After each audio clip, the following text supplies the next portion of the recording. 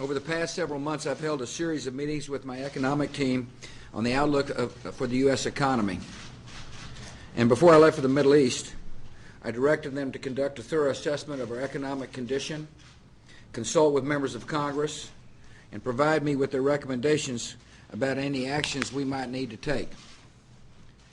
The economic team reports that our economy has a solid foundation, but that there are areas of real concern. The economy is still creating jobs, though at a reduced pace. Consumer spending is still growing, but the housing market is declining. Business investment and exports are still rising, but the cost of imported oil has increased. My administration has been watching our economy carefully. My advisors and many outside experts expect that our economy will continue to grow over the coming year, but at a slower rate than we have enjoyed for the past few years. And there is a risk of a downturn. Continued instability in the housing and financial markets could cause additional harm to our overall economy and put our growth and job creation in jeopardy. In recent months, we've taken steps to shore up the housing market, including measures to help struggling homeowners avoid foreclosure and to keep their homes. I also have asked Congress to pass legislation to modernize the Federal Housing Administration and enable it to provide additional assistance to struggling homeowners. The House passed a bill and the Senate passed a bill, and now they need to get together and get a bill to my desk as quickly as possible. After careful consideration and after discussions with members of the Congress, I've concluded that additional action is needed. To keep our economy growing and creating jobs, Congress and the administration need to work to enact an economic growth package as soon as possible. As Congress considers such a plan, there are certain principles that must guide its deliberations. This growth package must be big enough to make a difference in an economy as large and dynamic as ours, which means it should be about 1% of GDP. This growth package must be built on broad-based tax relief that will directly affect economic growth, and not the kind of spending projects that would have little immediate impact on our economy. This growth package must be temporary and take effect right away so we can get help to our economy when it needs it most. And this growth package must not include any tax increases. Specifically, this growth package should bolster both business investment and consumer spending, which are critical to economic growth. And this would require two key provisions.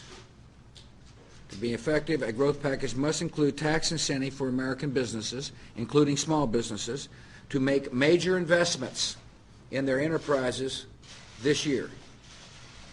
Giving them an incentive to invest now will encourage business owners to expand their operations, create new jobs, and inject new energy into our economy in the process. To be effective, a growth package must also include direct and rapid income tax relief for the American people. Americans could use this money as they see fit to help meet their monthly bills, cover higher costs at the gas pump, or pay for other basic necessities. Letting Americans keep more of their own money should increase consumer spending and lift our economy at a time when people otherwise might spend less. Yesterday I spoke to members of the congressional leadership from both political parties. They shared with me their thoughts on the best way forward, and I was encouraged by those discussions, and I believe there is enough broad consensus that we can come up with a package that can be approved with bipartisan support. I've asked Treasury Secretary Hank Paulson to lead my administration's efforts to forge an agreement with Congress so that we can deliver this needed boost to our economy as quickly as possible. Passing a new growth package is our most pressing economic priority. When that is done, Congress must turn to the most important economic priority for our country, and that's making sure the tax relief that is now in place is not taken away. A source of uncertainty in our economy is that this tax relief is set to expire at the end of 2010. Unless Congress acts, the American people will face massive tax increases in less than 3 years.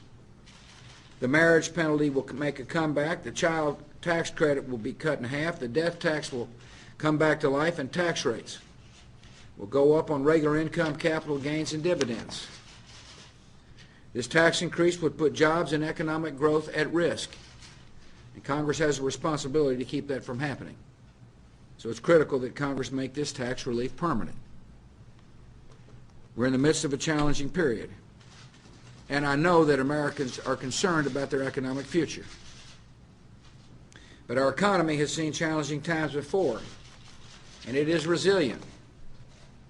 In a vibrant economy, markets rise and decline. We cannot change that fundamental dynamic. As a matter of fact, eliminating risk altogether would also eliminate the innovation and productivity that drives the creations of jobs and wealth in America. Yet there are also times when swift and temporary actions can help ensure that inevitable market adjustments do not undermine the health of the broader economy. This is such a moment. By passing an effective growth package quickly, we can provide a shot in the arm to keep a fundamentally strong economy healthy. And it will help keep economic sectors that are going through adjustments, such as the housing market, from adversely affecting other parts of our economy. I'm optimistic about our economic future because Americans have shown time and again that they are the most industrious, creative, and enterprising people in the world. That's what has made our economy strong, and that is what will make us stronger in the challenging times ahead. Thank you.